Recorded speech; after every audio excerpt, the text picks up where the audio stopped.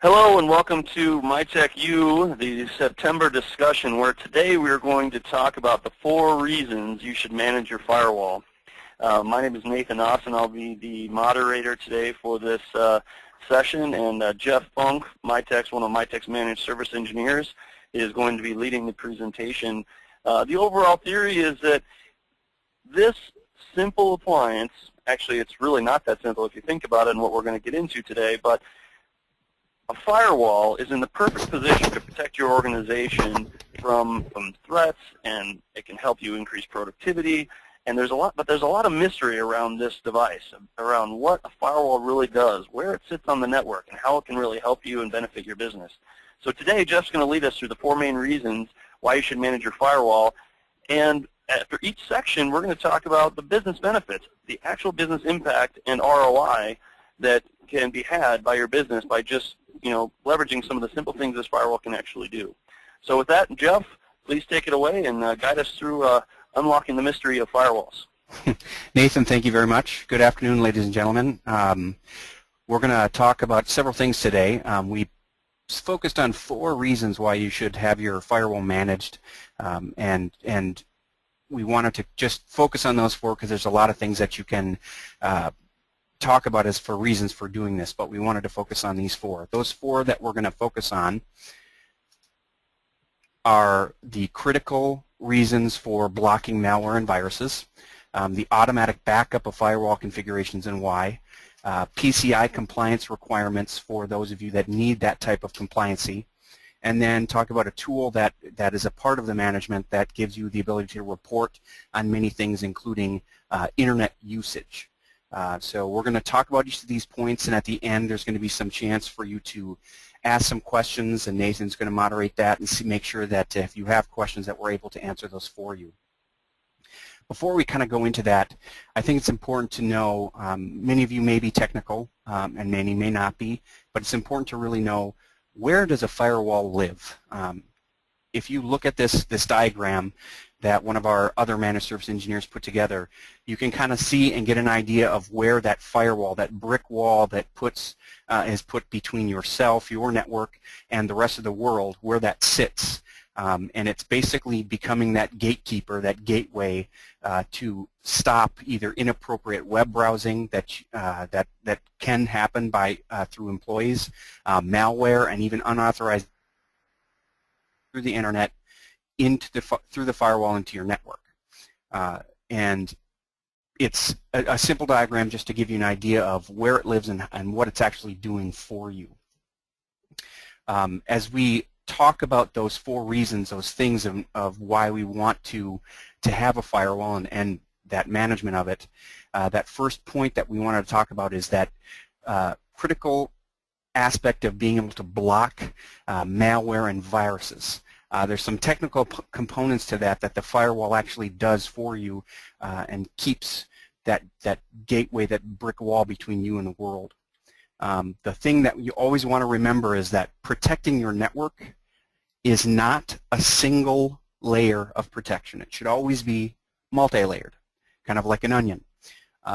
We want to make sure that when you're protecting yourself from your network from the world, that you aren't just leaving one thing between you and the world. So our multiple layers that we're looking at, one of them being the firewall. Some others that you may think of are antivirus software that's on your machines. Those other sorts of internal firewalls that are there that help block things from coming in. So a firewall becomes one of those layers with that protecting the network. To make sure that, yes, go ahead. Let me interject. You just mentioned something. I just want to reinforce it with a question. Many of our customers, when we have conversations with them about how the firewall has the ability to block viruses and malware and spyware, things like that, a common question is asked, so does this mean that I don't need the antivirus on my local machine? I'm glad you asked that, because like we have listed here, is that we always want a multi-layer, because you don't want to just have one. If you have the firewall that is blocked, that's coming in that would bring a malware virus, it doesn't mean that it's always absolute, that there's not something that can sneak through, because as one of the engineers in our department here says, is that there are a lot of smart people out there that spend a lot of time putting things together that are going to get through, and it's really hard to keep up on viruses and malware that comes out. So having a multi-tiered approach which includes virus on workstations helps prevent some of those threats. Great, thanks. Yep. Having a current generation firewall, I just mentioned that there are a lot of people out there that are creating things that can be detrimental to your network. As those things are written and change, so must the gateway, that brick wall. That having a current generation firewall is important, that it's running the most recent security subscriptions provided for that firewall. We're looking at definitions, things that are going to help prevent some of that data coming in that you don't want.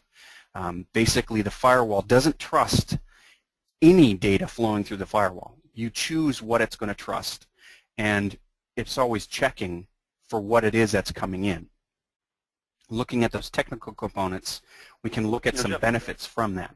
Yeah, let's hit the business benefits in a second. I just want to interject one thing that I've actually heard, which has helped me really relate to. I've heard this from some firewall manufacturers, SonicWall, and as other security experts, where they've said, you know, just to try and bring it to something that people deal with every day, and that's their cell phone. So if you think about, you know, when you talk about a current generation firewall, a lot of businesses actually out there have firewalls that are 5, 6, 7, 10 years old. Think about what your cell phone looked like 5, 7, 10 years ago, right, compared to cell phones today. I mean, and the technology is advancing similarly.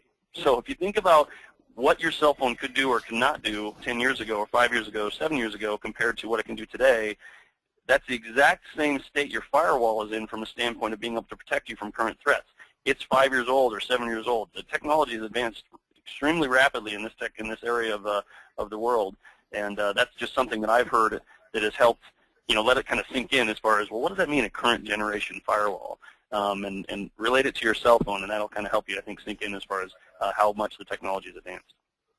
That's very apropos on the eve of the new iPhone that's coming out, and the changes that you see how quickly the iPhone has changed over the last 3 years. And yeah, you're absolutely right. You look at it as a cell phone, and it can give a very good picture of what you need and the changes that can happen. Those business benefits that we put together from all this is that it will protect you. If you've got malware and viruses that are coming in, it will protect you and your data from being compromised or stolen. I mean, the data packets that are coming in that would be malicious to the network, that might leak materials coming out, data coming out, it'll protect you and prevent that. It'll help you defend you and your staff against identity theft, which is a growing problem in this world of technology, and how easy it can be to steal an identity that has become increasingly digital in today's world. And helps you prevent your computers themselves from being infected. That can cause performance problems and expensive downtime. You know, the expensive downtime thing is, you know, you want to make sure that these employees that you are that are valuable to your business can keep being this and not be down at any point because something has come in and prevented them from doing their work. Now, Jeff, I want to one of the things that I think that we're trying to build a case here for is just put this into perspective of the real dollar savings that people can have by having some proactive preventative maintenance or preventative solutions in place. I know you used to work in Mytech Depot where we had to rebuild machines and things like that. How much time did you typically have to spend if a machine came in to be rebuilt? How long did it take you to repair a machine? It's hard to judge, but knowing and going back to that time, and it would take hours to try to find where that infection was, because they are very complex things and they get rooted into places that aren't just not normal that you would look for. And it can take hours, 2 hours, 3 hours just to clean one infection off of a machine. So, I mean, so I try and put this again from a business benefit perspective. I think about, you know, if one of our customers or a company that's out there watching or listening online, and they have one of these machines, even a single one of their many machines infected, it could cost hours of technical labor that is well over $100 an hour when you get to having to repair that, as well as the downtime of their staff person. So you're talking easily, you know, several $100s of downtime just for a single infection. And if we can, in this firewall, and by having some of these pieces in place, we can help prevent those kind of attacks. So that you know, so from a business benefit perspective, it's savings of those dollars as well as employee downtime. So just wanted to kind of put some dollars around that. So thank you. Yeah, and going back to what you pointed out again earlier was that multi-tiered effect. I mean, it's great to have a firewall, or it's great to have antivirus on your computers, but things happen, and it's, you know, it's important to have that multi helping you and preventing you. That is a part of that business benefit to prevent that expensive downtime. So if we take a look at not just what can be blocked, but and talking about that expensive downtime, we take a look at backing up of firewall configurations. What many may not know is that a firewall can hold hundreds and thousands of settings that, when the firewall is set up, get set up and put in place. That might be the settings for where the internet is coming from, the WAN side, or the you know, who your internet provider is, or the LAN side, which is your internal network, all of your internal servers and switches. Looking at the network configuration data. How is the network configured? How many internet connections do I have? Address objects and routing objects. Every server that's on your network has an address object in different places to make sure that you can control what goes in and out, right? All those thousands of settings and the other technical components of those settings are important to make sure are backed up. And why? And that's because of the time that it can take to put that stuff together. If for some reason we get to a point where the firewall fails, we want to have a backup of that. The managed firewall settings are backed up daily, and you can see an image here of basically seeing that the backups happen 2 a.m. or early in the morning, and they're basically going back every day to the point where we then say we're going to collapse those down to a month. You know, now we can go back to October of 2011 and get a setting for some. If we would want to do that, we can do that. All backups are automatically sent to our client's off-site from a client. We say off-site. That off-site from us, it would be off-site from the client's firewall. So if something happened at that location, to not just the firewall, but to the servers where that data could be stored, it's still safe. And you know, we've pointed a lot on that benefit of saving money in the event of any failure or malfunction or corruption of a firewall. It's easy to quickly recover a firewall when we have a backup setting, because all we have to do is take that setting, import it, and the firewall's up and running. So now all you're limited to is the time that it takes to get a firewall to your location quickly. And since it saves those backups and it's easy to restore, it's going to save your organization thousands of dollars in technical labor and productivity losses if that equipment fails. So Jeff, I have a few questions here on this whole section. If you could go back a couple slides, can you explain this image a little bit here? So, what I see this page, and it's got items 1 of to 50 of 3,500 items. What are these items? I mean, is this the whole firewall configuration, or what is this page you're showing here? This is one of the many pages that will show certain configurations. If we're looking at this image shows anti-spyware policies that come through subscriptions, but it is indicative of the address object and routing option page. What that is showing is it's showing that there are signatures and definitions that are out there that get installed on that firewall or that you put on the firewall that that there's just a lot of them. Let's just say there's a plethora of settings that we'd either have to touch or make sure it gets put back in the event of a failure. Does that make sense? Am I touching that? Yeah. So each one of these line items, we could have a unique configuration around each one of these line items. Correct. So in this case, yep. Go ahead. In this case, it's the good thing about the Comprehensive Gateway Security Suite is some of these spyware ActiveX components and all these other things, these signatures, will get downloaded. But this page shows the same thing that you would see on a address object page that are individually added on each firewall.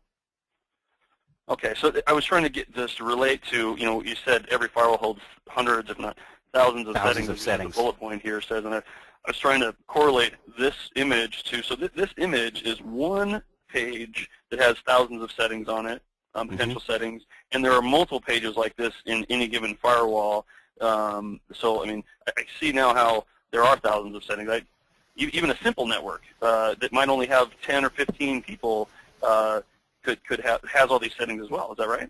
That is correct, because for not to get too technical, when you're looking at routing and address objects, you have to have an object that's telling the world where to go, an object that's telling your internal network where to go to the world, and then another object that kind of controls those two that says, that it's an in and out object. So for every one device, you're going to have 3 or even more objects, 3 to 10 or more objects that have to be created to make sure that you have the correct role. Wow. Correct. Yep. Okay, that's good. Thanks for explaining that, because I saw that number and like 3,500 settings. I mean, that's incredible. So okay, so the next one, the one question I had, the way as you were explaining, I understand that a managed firewall, and the image shows that it's backed up every day in the morning. So what's the alternative? So if you're not managing it and it's not getting backed up automatically, what happens? What's the alternative way to get it done? Yeah, so the alternative way to do it would be to manually do it, right? So, okay. And like to have one person go in, spend 5 to 10 minutes clicking on a few buttons to download and save that file to some location on your network. Okay, and that, if you're going to do that every day, that's going to add up.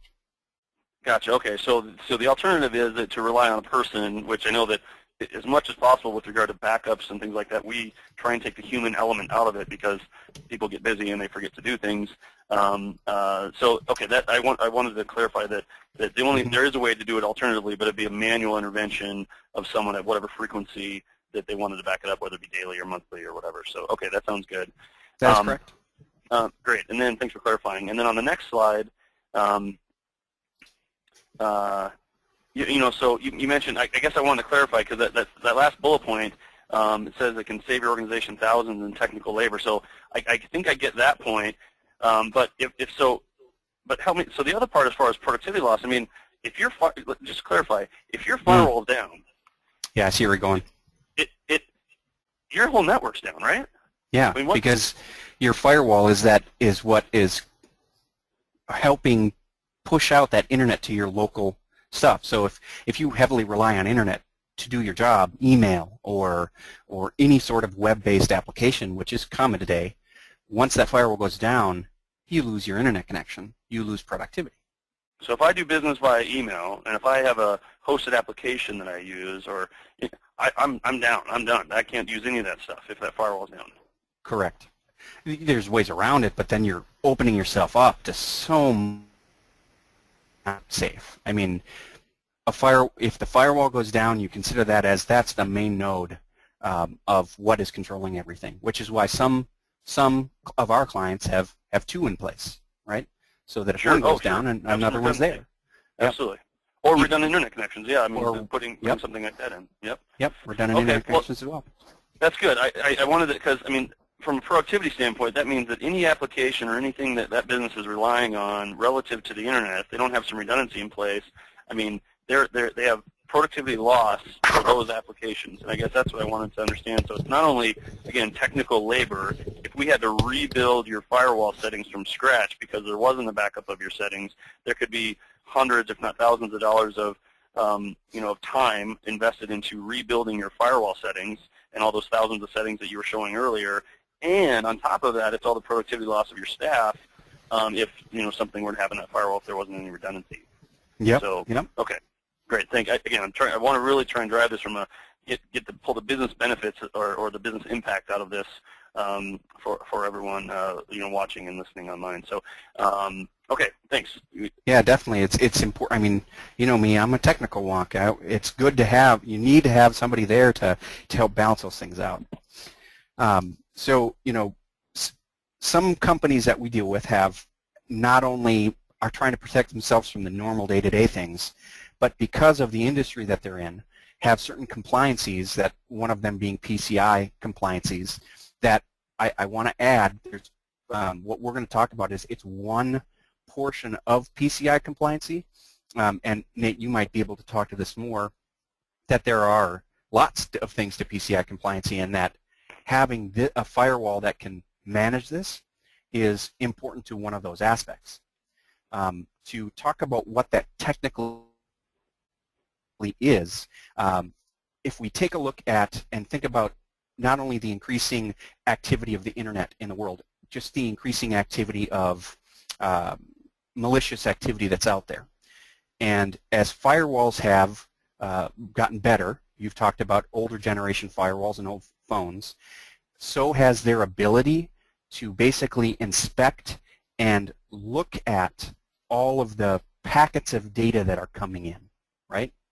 So as that data is coming in, the firewall then looks at a list or a database. You can see in here it says antivirus database, and there's thousands and thousands of signatures that are in here.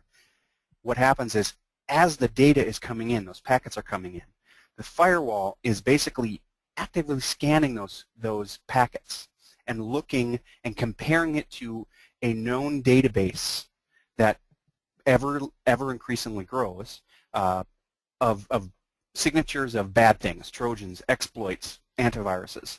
And it basically will look at it, evaluate it, inspect it, and then block based on what that database says. If it says it's bad, it's going to say you can't come in.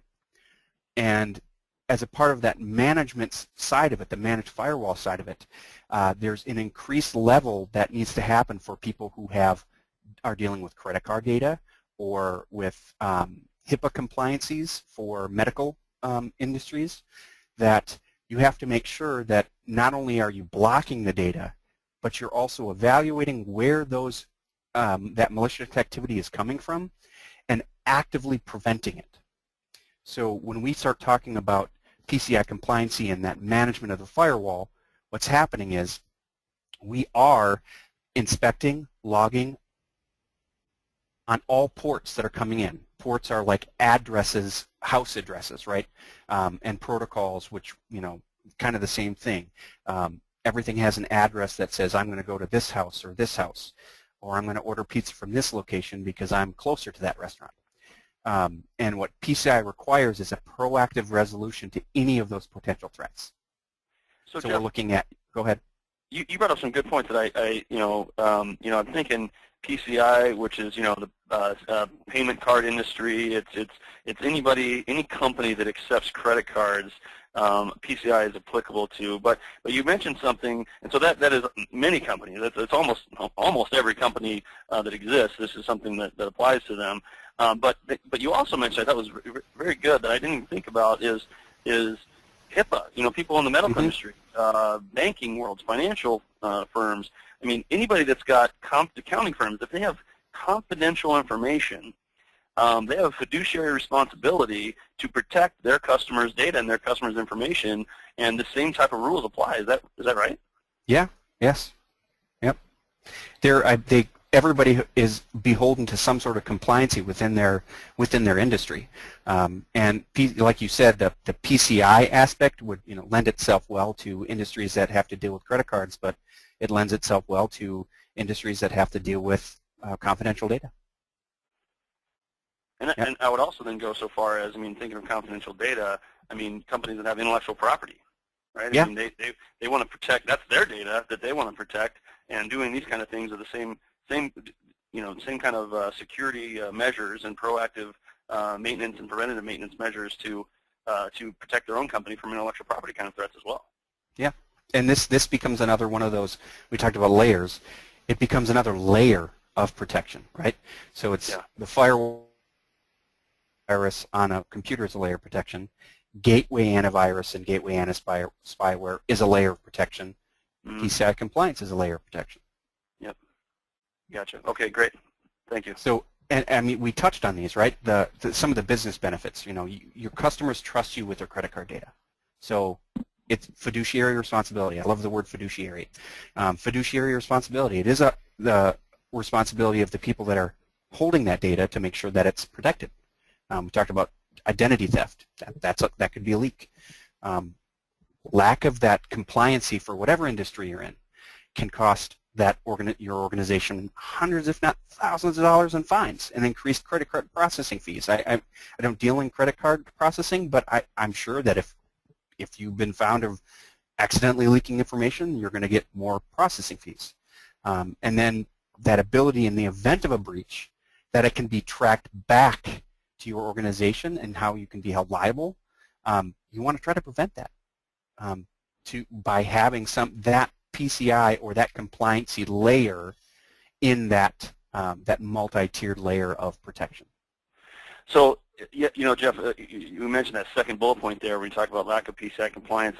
What I've seen from customers that we've worked with, and they've come to us and asked us for help, is they're a merchant, right? So everyone who accepts credit cards has a merchant through which they process their credit cards. And their merchants are a lot of the ones that are actually taking proactive measures to work with all of their customers, which is like all of our organizations as an example, to make sure that we are PCI compliant. So one of the ways I've seen through customers that I've worked with them enforcing it is they are running scans or doing audits of their customers' networks or their customers' internal security processes and documentation, because firewall management is only a piece of the overall PCI compliance.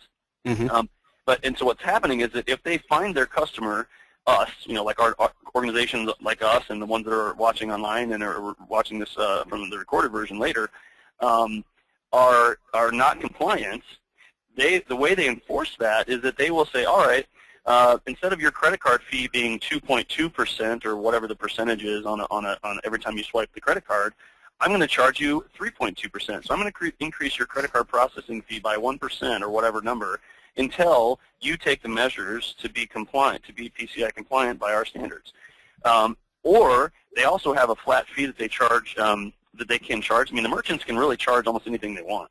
So if they want to penalize you for not being compliant, they can find all kinds of ways to add fees on to whatever it costs you to have the ability to process credit cards. And really, other than changing merchants, you don't have any choice.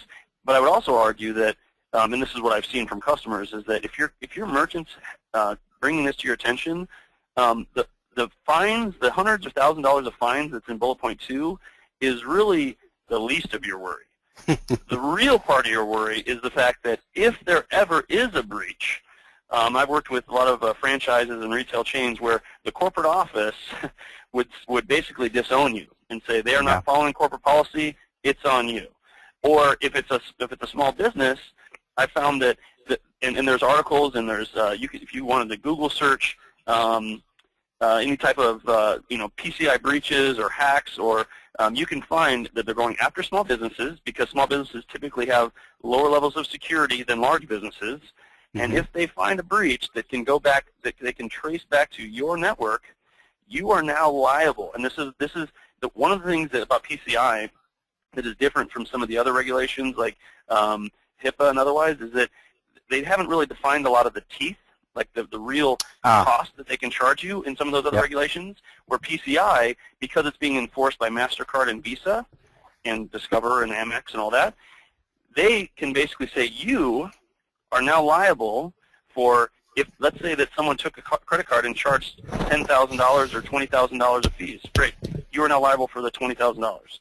Now it's $100,000 in legal fees in order to figure that all out, work through that person's identity theft, get those dollars figured out, now you're liable for that $100,000 of fees. On top of that, the security level that's going to be required from PCI for your business is going to go from maybe a low level to a high level. So as a small business, you're going to be treated like a Target or a Best Buy or a Walmart and be held to the same standards that those organizations are. And quite frankly, if something like that ever happens to your business, it will probably put you out of business. It's that strict.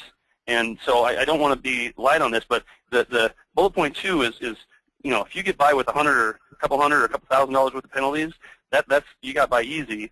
But it's a serious thing, and a simple investment in a firewall is one of the major components to be able to help protect you against this real breach. So forgive me, I kind of went off on a little bit of a not a tangent, but a little longer explanation. But it is a very real threat to all of our businesses if we choose to accept credit cards. Well, it's good that you go, that you expound on that, because it is an important thing. It is an important thing to think about when you're looking at that layer of security. The last thing that we're going to talk about here of some importance for having a managed firewall is one that is beneficial in a lot of different ways. One of them, we're looking at reporting. What we kind of focused on here was reporting on internet usage, and the managed firewalls gives a portal that allows you to access either on-demand reports that all you have to do is click on it and say run.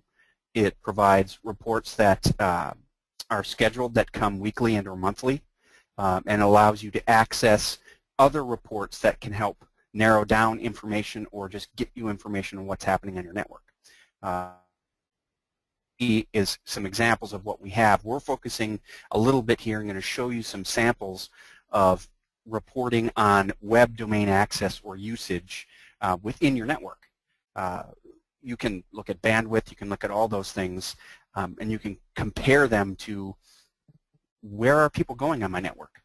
If I have the comprehensive gateway security suite in place, and I've said, let's make sure that people are not allowed to go to Facebook, who's still trying, or maybe I allow it, who's trying and going there, and should I limit that? So we're going to take a look at some of these reports. I want to. And Jeff, as you're doing that, can you, I think about these reports, and it's not about the reports, right? Because Correct. The reports are that's just information. It's how can you use this information, and what does this information mean? And I know some of the reports you're going to pull up. Really, it's to understand. People oftentimes make an assumption of they just assume that their staff are always doing using the internet for business critical or business mission critical functions. But the reality is there's a lot of time wasted on the internet. And this is a sensitive topic, and I know as you go through this, I'm just going to set the stage, alleviate from a business perspective. I know it's a very sensitive topic because people are like, well, I don't want to be Big Brother. I'm not trying to micromanage. And that's not really the point. It's a lot of this actually can protect your business because these are things that people shouldn't be doing in the business in your business environment. There's some liability potential issues there. But even if we can help shape or manage a fraction of a percentage of time that people spend every day is really the point of trying to look at these reports. And you'd be surprised what you find. And I remember years ago, I would look at these reports, for our customers' organizations, and you find really strange sites that people are going to. And if there's anything we can do, this is really what I'm talking about, because it comes down to employee productivity, and that's where this is a simple tool that can save you way more money in productivity than what the device costs, the lifetime of the device by far. Yep, and before we go into some more technical thing, to say it's productivity, but it's also in some ways, in some respects, protection of maybe company data. The world of media, right, of social media, is still a growing world. I mean, it's not very mature yet, and people still are struggling with what is Facebook used for, what is Twitter used for, or what should I post, what shouldn't I post, and when we're talking about allowing maybe internal staff to post, internal staff from Apple allowing to post pictures of the new iPhone that's supposed to come out before they do, you might be protecting intellectual data too. And so it's not necessarily Big Brother in the sense that you're blocking people from doing what they want to do, but really protecting your business from people not realizing the impact that social media can have. Sure. Yeah, that's a good point. So, we're taking a look at managing what sites can be accessed, right? So through the content filtering system of that comprehensive gateway security suite that comes on that is a part of the managed firewall that's required, we're talking about looking at what people are accessing and whom do you want to access what data, and giving priority to business critical traffic over the internet usage. The image you're seeing, it shows some talking about, and reports are reports. They're not the end all be all. They are a stepping stone to help guide what you need to see. Sometimes we look at reports as this report, this is it. I need to look just at the report, but in this case, we're looking at reports from the standpoint of what can I glean from it and alter. So if I'm going to bring up an example here of, yep, I can see, everybody can see this. This is a running of access to the internet through a network at this point. So what we're going to take a look at is the web domains accessed will list site names. It'll categorize those sites. It'll talk about sent bytes in and out. And what's challenging is to evaluate what that information is. The reports that are run, the nice thing about being able to go into the portal is you can adjust those things, right? So if I want to say, you know what, I want to have the filter by what the content category is. So I'm taking a look at this, and here's the content category, web communications or travel, or these are the places people are going, like Delta. Well, if you have a lot of people traveling, you don't want to block Delta, but you can see people are going to Delta to maybe check something. And the active reports that are in the portal, it's important to say that, yes, managed firewall reports go out monthly and weekly, but where you can really help to figure out what's going on, it's digging into the portal, right? And what we're seeing here is we're seeing, all right, people are going to, say, YouTube. Craigslist on there. Yeah, YouTube. Now, correct. Yeah, here's YouTube, right? So it's classified as web communications, right? So you're like, okay, well, not much data is being transferred, but let's look at who is the source of the request. Now, to keep in mind, anytime somebody goes to a site, it sends a request. If that page, within that page, if there are different aspects of the page that have to grab information from elsewhere, those are included in those requests. I can click on this, and what it does is it gives me, here are the IPs of the source of the request. And, like, well, what does an IP mean to me? Right? I don't know what that IP is. What has to basically happen is a policy and plan around how am I going to classify what those IPs are. In other words, am I going to make it so that the IP is a workstation always for that one person? And we can say, all right, we're going to assign IP to this workstation, and now by having that correlation, well, the source is coming from here. And you can see that maybe you allow YouTube because there are 3 members of your staff that have to post things on YouTube. So here are those 3 members of the staff that are going to YouTube to post things for your marketing. And you can dig in different places to look at all that detail. Now, Jeff, my understanding is that there's a way that there can be some integration between your Active Directory, so you can have some single sign-on, so it can actually capture the user, so you don't necessarily have to assign static Correct. IPs to, to know that, okay, this user always gets this IP. That didn't used to be the case, but so now you can actually do some of that integration so that when you dig in here, you can actually see, oh, this was Nathan Austin that went to this site as opposed to 192.168.something. Is that right? That's right, and we've been talking about that in our own department about what does that entail. It actually entails a single sign-on application or applet that when people sign on to their computer, we're also signing into that applet that will then communicate with that firewall and combine all that information. Gotcha. No, that sounds good.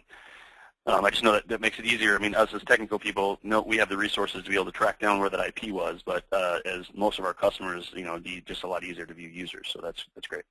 Correct. So we talked about that. Looking at content and looking at web uses by source name, we can also look at web domains that are accessed for a client. So if I want to say what web domains were accessed, well, here they are, right? You can just look at the domains. You can see, oh, look, well, Windows Update is downloading stuff. So the reports can be very, very helpful. You can dig down and see where that data is coming from. And what we usually try to do and say is we try to couple that usage with where the bandwidth is being used.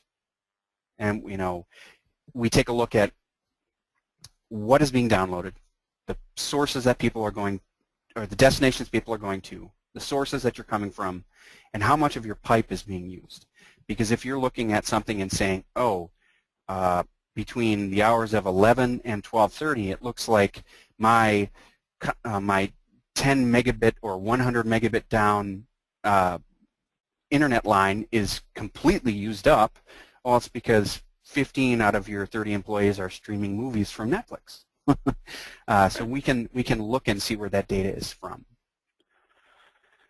All right, so just know that we're coming close to the end of our time here, Jeff. Thanks for showing those reports. I know that we've got a couple minutes left, but the important thing about those reports is that we can look at what users are doing and how much time they're spending on those sites so that we can have an impact on that. So, oh, great, perfect. So I'll let you go to this slide. That's a great segue. Yeah, yep. I was hearing you on that one. The benefits of having the managed firewall and the ability to do the reports. We're looking at, say, what we have in here is, say, a company of 15 people, averaging, $10 an hour employee. If you can merely stop them from, or manage them to, 10 minutes a day per employee of non-business internet use, if that's occurring, that's about $6,000 annual, right? You're looking at numbers. We're just running math, right? So, okay, so you're saying that, so again, these are obviously, 15 people might be, you might be a little bit bigger, a little bit smaller. You might be a lot larger. So if you're a little bit smaller, these numbers will be a little different. So this is based on a $10 per hour employee. So I mean, most of our customers, I imagine, have employees that are making, into the, $15, $20, $30, $40 an hour, and maybe even more than that. So this is a definitely conservative estimate. So you're saying, let me just make sure I'm clear. If we can help prevent 10 minutes a day per employee of just non-business use of the internet. So that's probably not even all of the internet use that they're doing that's non-business, but let's say we're only able to block 10 minutes of it. A small company, conservatively estimating $10 an hour, is going to save $6,000 a year by being able just to do 10 minutes a day. Correct. If you do the math, that's what we're talking about. Wow, okay. So, I mean, then if your hourly rate is $20 an hour, that doubles. Or if you have 30 people, that doubles again. So, I mean, and the cost of a firewall for that size of an organization is less than that. It, might only be a couple $1,000s. And that will last for, 3 to 5 years. Mm-hmm. So, wow, significant savings. That's okay. Good. That's good business benefit. So, all right, let's wrap it up. We have just like 1 more minute here, so we can hit these last items. So we're not, people can still, stream stuff even though they're doing their work, but so we're not just talking about that kind of stuff too. We're talking about HR or, say, sexual harassment issues. We can block some of that adult content and protect your organization and your employees from those types of issues, so sexual harassment or HR issues.